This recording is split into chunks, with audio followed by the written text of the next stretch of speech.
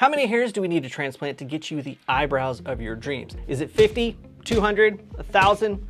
The truth is, it depends on what you're trying to accomplish. So today we're talking about how many hairs you can roughly expect to need if you're just trying to change the overall shape of your brows, maybe fill in some thin eyebrow tails, or maybe even fill in a scar. We'll also talk about how many hairs you might need to improve the overall thickness of your brows to give you those thick, luscious brows you've always wanted. And for those of you with no eyebrows, we'll cover what it takes to fully reconstruct your eyebrows from scratch. With that said, I hope you're ready to learn something. Let's start with a small definition here so we all understand the same thing. An eyebrow transplant moves hair from the scalp to the eyebrows. That little unit of hair that we move is called a graft, and each graft can have one or more hairs in it. In an eyebrow transplant, we're typically transferring grafts with 1 or 2 hairs. The single-haired grafts tend to be best for around the edges, and if you need a lot of density, then we may use the double-haired grafts for the central portion of the eyebrow. So now that we know what a graft is, let's talk about how many grafts you're going to need to achieve your goals, starting from the smallest graft count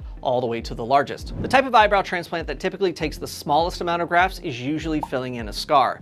Scars can happen from lacerations, burns, or even previous surgeries. Scar tissue doesn't grow hair naturally, but transplanted follicles can often grow successfully if the scar has good blood supply. The number of grafts depends on the size of the scar. Now, that typically falls into a range, right? A small, tiny little scar may need somewhere between 10 and 20 grafts to really camouflage that well. Medium-sized scars, you might be looking at around 20 to 40. Larger scars, those might require about 100 grafts or so, even if they take up the entire brow on one side or you have scars on both sides. So it really depends on the length, the width, and how much we're trying to camouflage it. The key here is careful spacing because hair direction around the brow is extremely precise. The spacing is also important because scar tissue tends to not have as much blood supply compared to your healthy surrounding skin. So we may have to space them a little wider because we need a little larger incision when transplanting into scar tissue. This wider spacing could also mean that you may need multiple sessions to fully camouflage your scar, depending on what your goals are. Every scar is different, so it's usually best we take a good look at your scar and plan accordingly.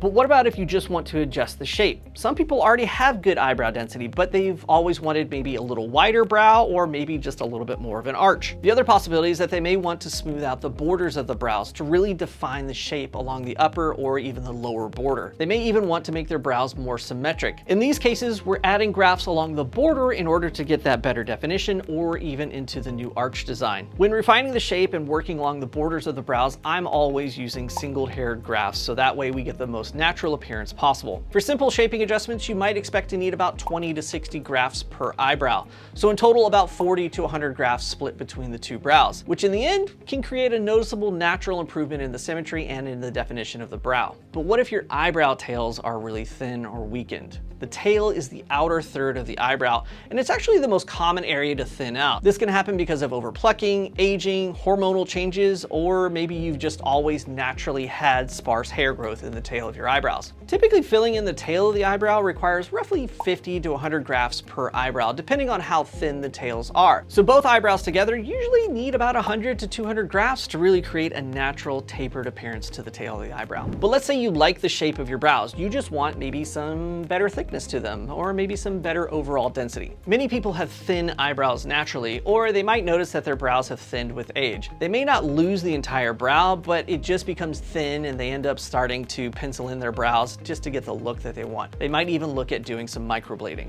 Instead of rebuilding the entire brow, the goal here is really just to fill in the sparse areas evenly to create a more fuller, youthful look. So depending on how thin the brows are, most patients need about 50, maybe 150 grafts per eyebrow to achieve noticeably increased density. So to cover both brows, you're looking at roughly 100 to 300 grafts total. This approach works great when your brows are mostly intact, but you just really want a thicker, maybe more lush appearance without changing the overall shape too much. But what about those of you that have no eyebrows, either due to burns, chemotherapy, alopecia, genetics, or maybe you grew up in the 90s and 2000s and you'll know exactly what I'm talking about. In that case, we need to do a full reconstruction of both eyebrows. A natural eyebrow typically contains around 200 to 300 hairs. This count includes mostly single hairs, but there may be the occasional double hair follicle in there that we use towards the central portion of the eyebrow to really add some of that density. So if we're aiming to fully reconstruct your eyebrows from nothing, then we'll need 200 to 300 grafts per eyebrow, meaning somewhere in the range of 400 to 600 grafts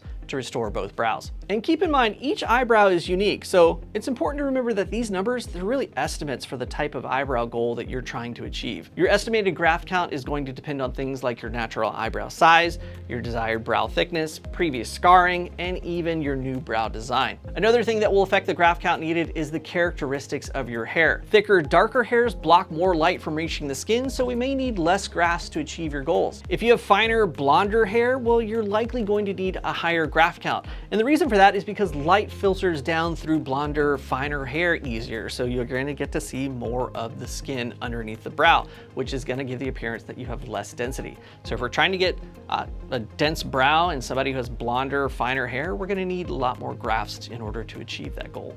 In the end, you need more of the finer, lighter colored hairs to block the same amount of light as the thicker, darker ones. If you want really thick, dense, bold eyebrows when you have almost no brows right now, well, then we'll need to increase that graft count as well. But if you prefer a softer, more natural look, then we'll be able to get away with using less grafts. It's all really variable, and that's why it's best to have an in-person consultation, if you can. And if you can't meet in person, then make sure to submit some well-lit, high-quality photos of your brows from multiple angles. That way there's great images to reference during a video visit rather than trying to get an idea of the conditions of your brows over a bad internet connection or even a smudged camera lens. The more I can see during your initial consult, the better we can gauge how many grafts we're going to need to harvest in order to achieve your goal. Once we have a good idea of how many grafts we're going to need, then we can start talking about the best way to harvest those grafts from the back of your head.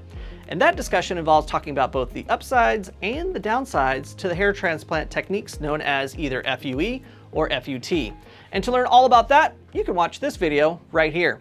I'm Dr. Paul Pearce, and I hope you learned something today. I'll see you in the next video.